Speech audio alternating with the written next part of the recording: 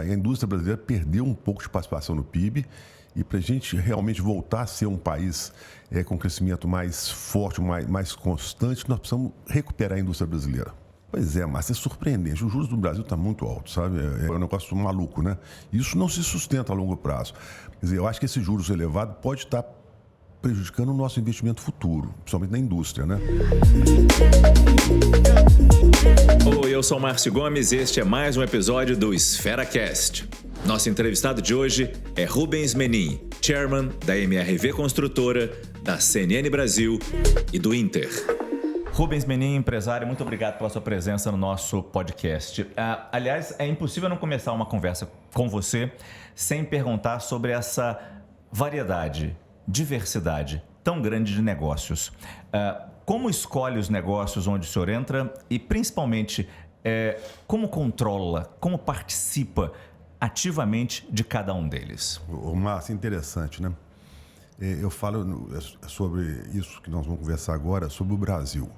O Brasil tem muita oportunidade, né? A gente pode estar em muitos negócios, porque o Brasil é um país muito grande, é um país continental, abre construção, banco, comunicação, etc., né? Hoje eu sou muito mais na parte estratégica e operacional. Eu fico no conselho, no board, né? Mas mesmo assim dá trabalho. A gente tem que trabalhar bastante. Faço com paixão, com amor, com prazer. Então, eu acho que o desafio é esse, fazer com paixão. É preciso deixar claro que Rubens Menin é controlador da CNN Brasil, eu sou funcionário da CNN Brasil, só para deixar isso bastante explícito aqui. E, aliás, entrando nessa seara, o senhor também controla a Rádio Itatiaia, tradicionalíssima rádio de Minas Gerais, que hoje tem alcance nacional por causa da internet. Pergunto se essa sua paixão pela comunicação, de alguma forma, influencia outros negócios, ou melhor dizendo, o que o senhor aprendeu nesse negócio da comunicação, que é recente nesse seu portfólio? Na realidade, é o mais recente, é o que eu menos conheço. Existe sempre uma sinergia entre todos os negócios, né? Tem uma espinha dorsal de todos os negócios que ela é comum. E aí tem as especificidades, né? Em relação à comunicação, Márcio, eu vejo o seguinte, o Brasil é muito carente ainda. Quando a gente começou a CNN, a indústria estava mal, estava investindo pouco, né? E você tem acompanhado esse investimento que a gente tem feito na digital, tanto na Rádio Itatiaia, feito na CNN, que é a grande mudança. Então, se a gente não investir nessa indústria, essa indústria vai ficar obsoleta. Mas a comunicação é fundamental, né, para o Brasil, a imprensa livre, que informa de forma adequada, né? Você não tem uma democracia em sua imprensa, né? Eu falo o seguinte, que nós precisamos da política, o Brasil tem que sair de todos os enroscos, vamos chamar assim, via política, e a empresa tem que formar. Esse binômio é fundamental para a democracia. E falando como empresário agora, nesses ramos dos mais diversos, como o senhor enxerga o Brasil, o ambiente de negócios do Brasil, em encontros como estes que tradicionalmente a esfera organiza? Sempre temos autoridades, empresários, dizendo os momentos positivos, a visão positiva do nosso país, mas é aquele positivo que nunca chega, é aquele famoso Brasil do futuro que nunca chega. Como é que o senhor enxerga esse país e as oportunidades? Tem uma brincadeirinha que o Brasil não é para amador, de fato não é. Olha que interessante, né? Vamos olhar o lado positivo. Nós vamos crescer muito mais que o previsto esse ano, vamos crescer talvez mais de 3, tomara que seja um 3 alto, né? Enquanto a previsão era 1 e pouco, né? Quer dizer, o Brasil surpreendeu mesmo com essa taxa de juros muito elevada. Então, eu acho que a gente precisa pegar os prêmios Nobel de Chicago e trazer para isso da economia brasileira, que é um case à parte, né? Mas o Brasil tem desafios, né? O ambiente de negócio no Brasil precisa ser melhorado, né? Ao mesmo tempo que a gente está, hoje o Doing Business não existe mais, numa posição muito ruim no Doing Business, o ambiente do Brasil de negócio ainda precisa evoluir. A gente está entregando. Quer dizer, a gente tem que, de fato, ocupar um espaço, achar as nossas avenidas de crescimento. Por exemplo, o agronegócio é uma avenida de crescimento. Serviço é uma avenida de crescimento. E achar a própria saúde, educação. Então, a gente precisa achar essas avenidas e agarrar nelas com muita força e ter a unanimidade. A gente não pode dividir mais o país. Quer dizer, nós temos que ter a união para apostar nesse crescimento. O senhor fala que a nossa economia vai crescer mais de 3% neste ano, ao mesmo tempo que a nossa taxa de juros também está em alta e numa ascendente. Pergunto qual é a sua preocupação e o peso disso neste cenário que o senhor tão bem explicou. Pois é, Márcio, é surpreendente. Os juros do Brasil estão muito altos, sabe? Eu não vou discutir agora o fato. Eu estou contextualizando que o juros é muito alto. O juros no Brasil de hoje é 8% real, é um negócio maluco, né? Isso não se sustenta a longo prazo. Mas o mais interessante é que a economia crescer com juros, com uma política restritiva desse tamanho, é impressionante. Crescer a mais de 3% com juros real de 8%, eu acho que eu nunca vi. Então, mostra que nós temos muito aquele elemento alfa, né? O elemento de crescimento. Agora, precisamos cuidar disso. E mostra também o quanto de ainda precisamos pensar em produtividade, como melhorar a produtividade das nossas empresas. Qual o caminho para isso? Márcio, olha que interessante, né? Aí vamos olhar o copo meio cheio e meio vazio, tá? Produtividade. Evidentemente que a gente precisa melhorar sempre a produtividade. Agora, nós temos setores da nossa economia extremamente produtivos. Você pega, vou dar um exemplo de um setor que não é meu, que é o agronegócio. Extremamente produtivo, né? Altíssima tecnologia. Eu vou dar um outro exemplo interessante, que é um setor que eu estou nele, setor bancário. O setor bancário brasileiro é altamente eficiente, altamente competitivo. Nós estamos aí no padrão top do mundo.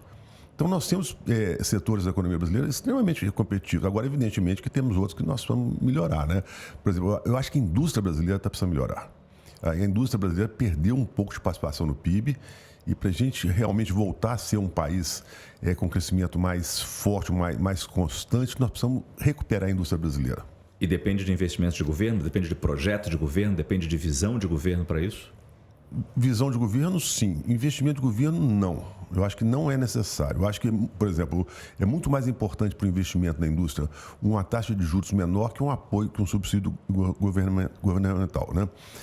Você veja o seguinte, hoje como é que você vai fazer uma planta industrial, investimento de médio e longo prazo, você às vezes demora 3 anos para implementar com juros de 8%. Isso é ruim. Quer dizer, eu acho que esse juros elevado pode estar prejudicando o nosso investimento futuro, principalmente na indústria, né? Agora, por outro lado, nós temos um mercado bom, nós precisamos melhorar a nossa infraestrutura para globalizar mais a nossa economia, tem muita coisa para ser feita. Quando o senhor fala globalizar a economia, é um ponto interessante. O senhor tem negócios também nos Estados Unidos, tem negócios em Portugal. O que um empresário experiente como o senhor aprende dessas realidades diferentes do nosso país? Na realidade, são duas realidades bem distintas, né? Os Estados Unidos é uma coisa bem diferente do mercado comum. As diferenças são grandes, né? Nos Estados Unidos, a dinâmica é muito maior que na Europa hoje. Eu vejo o seguinte, o Brasil ainda é muito fechado, né? Quer dizer, nós hoje ficamos satisfeitos com o mercado interno, que é grande, mas as empresas, nós temos poucas multinacionais no Brasil. Nós precisamos realmente pensar estrategicamente como ter uma economia mais aberta, mais globalizada, porque senão a gente vai ter sempre um teto. É muito importante a gente pensar no mercado mundial, no mercado global. Portugal tem algo a nos ensinar? Portugal tem. Eu gosto muito de Portugal, né? Eu acho o povo português muito interessante, né? Eles são um povo extremamente educado, né? Solícito, né? E eu digo que é a porta de entrada da Europa, mas ele é muito diferente da Europa. Mas te bota dentro daquele ambiente europeu, que, como eu disse, é muito diferente do americano. Então, a gente ter esse intercâmbio com Portugal é interessante. Ainda mais nesse negócio que o senhor tem em Portugal, que é a vinicultura. E está tendo destaque lá, está conseguindo se destacar lá. Há preconceito? Como é que o senhor é visto nesse mundo do vinho? Olha, em relação a Portugal, a receptividade lá é excepcional, né? O português é amigo, né? E interessante que está tendo em Portugal agora uma visão nova, que não era, que ele está respeitando muito o investimento externo do brasileiro. O brasileiro que investe lá está sendo muito bem recebido. Existem hoje pessoas que até te facilitam os seus negócios, né? Que querem que o brasileiro realmente tenha uma participação maior na economia portuguesa. Então, isso aí está mudando e de forma positiva. É interessante pegar essa sua experiência de business para algo que significa tanta paixão no Brasil, que é o futebol. E como o senhor faz essa transição? Transição não, talvez a palavra seja essa harmonização entre o investimento no esporte e a paixão do brasileiro. A gente sabe que às vezes a paixão cega a gente e leva a fazer loucuras, ousadias.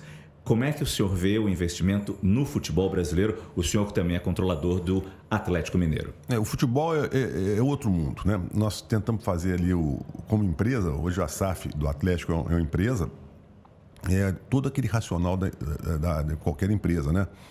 Nós temos que ter orçamento, temos que ter resultados, etc. Mas só que o futebol tem um aspecto diferente, que é o irracional, que é a torcida. Nós temos 12 milhões de torcedores fanáticos que cobram muito mais que qualquer outro cliente seu. E a gente tem que entender um pouco mais dessa dinâmica, como é que a torcida funciona. O irracional vem do coração. O irracional. Quer dizer, agora, eu acho que se você quiser que o Atlético ou qualquer outro time de futebol ele seja perene, você tem que ter muito foco no racional, porque senão o irracional pode tumultuar um pouco a gestão. Mas é difícil fazer isso, né? É muito difícil. Mesmo porque a gente fala, né, com muita franqueza, que tem o coração nisso, né? A gente de repente, tem que segurar o coração e tentar um pouco de racionalidade naquela decisão. Bom, Rubens, chegou aquele momento que falta 1 minuto para a nossa entrevista e eu tenho ainda 5 perguntas, mas que eu pediria que o senhor respondesse de bate-pronto para conhecermos um pouco melhor. Que característica fez você chegar onde está hoje profissionalmente? Ô, Márcio, você sabe que é uma pergunta difícil, eu penso muito. Eu falo que um pouco de inspiração, um pouco de coragem e muita transpiração. O que você faria de diferente na sua carreira? Olha, eu não faria nada. Eu errei muito, né? Vou continuar errando. Eu não tenho medo de errar, mas a gente tem que acertar mais do que errar. Se fosse presidente e tivesse poder nas mãos, qual lei sancionaria amanhã? Puxa, essa é dificílima, né? Mas eu acho o seguinte, que qualquer lei que seja pró-desburocratização no Brasil é muito bem-vinda. Qual o principal desafio do Brasil hoje? A união. O Brasil precisa se unir mais. Nós estamos muito divididos e uma nação não pode ser dividida. E quem é a figura brasileira que mais te inspira e por quê? Puxa, tem muitas, né? Em diversos setores, mas eu vou voltar no passado. Você sabe, uma pessoa que eu admirava, que eu vivi aquilo dentro da minha família, foi o Juscelino Kubitschek, que é mineiro, né? E foi uma pessoa, figura pública excepcional. Então, eu diria que a gente precisa de um pouco de Juscelino no Brasil.